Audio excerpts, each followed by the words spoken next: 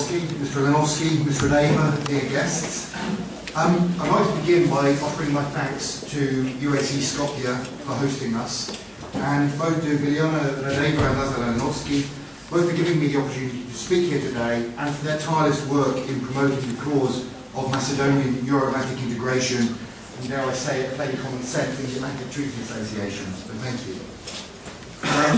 My name is David Coles. I work at the Atlantic Council of the United Kingdom and the Atlantic Treaty Association. As Lazar must have mentioned, I'm also acting as an advisor to Jeffun MP in his capacity as a member of the Group of the Wise, or the so-called Group of the Wise, that is working on the new strategic concept, but of that more later. I should just add the caveat that what I'm going to be saying represents only my opinions, and not necessarily those of the Atlantic Council of the UK, the Atlantic Treaty Association, or any other organisation or person. I'm speaking for myself and only myself. Before I came out, the President of AC UK, Lord Robertson, said that he believes that he holds the record for giving a speech in Macedonia without mentioning the name of your country at about an hour. You'll be glad to know that I'm not going to speak for an hour, and that I'm going to grasp the nettle straight away and say I'm delighted to be in the Republic of Macedonia. It's a familiar line that we are living in an age of change.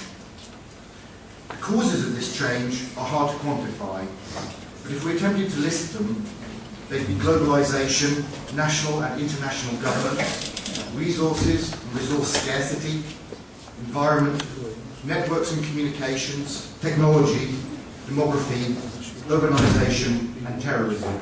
It's a heady mix. As part of an overdue recognition of this, NATO is changing. This is being done by the rewriting of the strategic concept, and by the broader debate around the process. At the Strasbourg-Kel summit earlier this year, the North Atlantic Council mandated the then Secretary General Jacob Schäfer and now Anders Fogh Rasmussen to form the so-called Committee of the Wise, consisting of a dozen experts from around the Euro-Atlantic area.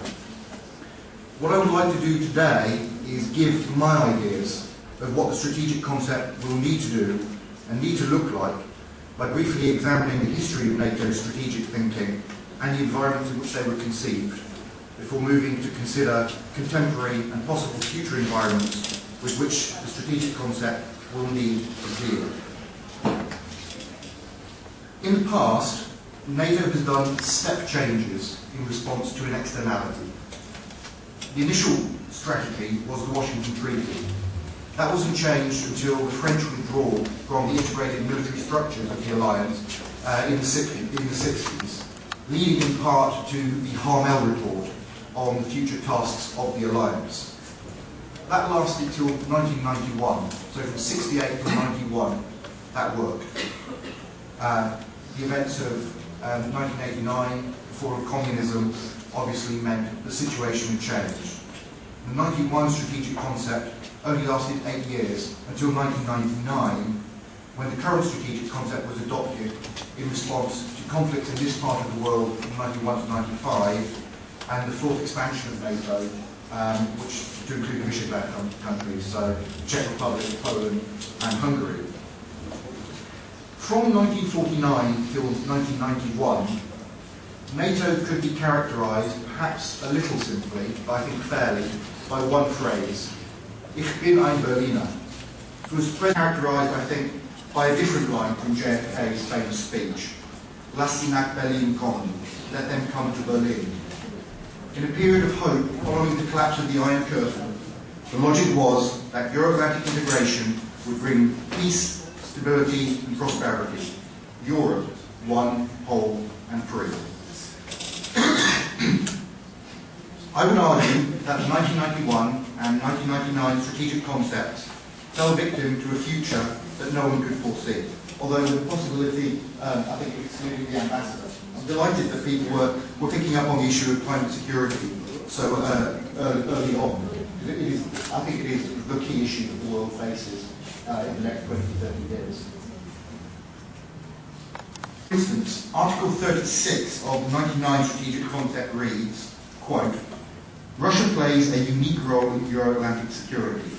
Within the framework of the NATO-Russia Founding Act on Mutual Relations, Cooperation and Security, NATO and Russia committed themselves to developing their relations on the basis of common interest, reciprocity and transparency to achieve a lasting and inclusive peace in the Euro-Atlantic area, based on the principles of democracy and cooperative security.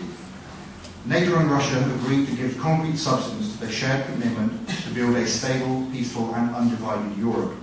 A strong, stable and enduring partnership between NATO and Russia is essential to achieve lasting stability in the Euro-Atlantic area." End quote. Yesterday, Russia withdrew from its obligations under the Energy Charter Treaty, meaning effectively that it can expropriate foreign investment in the energy sector in Russia.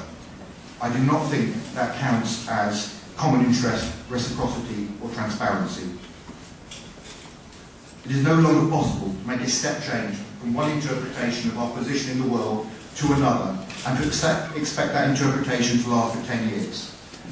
I don't know what the world is going to look like in 10 years' time, but I do know it's going to be different to today, for direct implication, direct implementation. It sets up lofty goals and they need to be mediated so that we can put it into practice. We can look, however, at what the strategic concept should do. I'd like to do that briefly by looking at 6 key questions. Firstly, how should the strategic concept be used within NATO? The value of the strategic concept, I would say, is not so much in the document itself, but the process by which we reach it. It's probably possible to draw up a list of statements, 9/10 of which will be agreed to by 9/10 of people, 9/10 of the time. But it's very hard to draw up a list that is universally accepted, definitive and meaningful. The strategic concept can, however, frame the debates that are necessary to the alliance. It would not be useful and would probably be divisive, for instance, to determine precise policy towards Russia in the strategic concept, but it would be useful to discuss each member's starting position. Beyond this, the strategic concept is a useful point of reference. Without the unifying force of a single opponent, the alliance has had a tendency to drift. Clearly, it can't be ossified, it can't be static, but it should carefully consider how it can add value before entering into a new competence. Second question. Don't worry, there's not much more.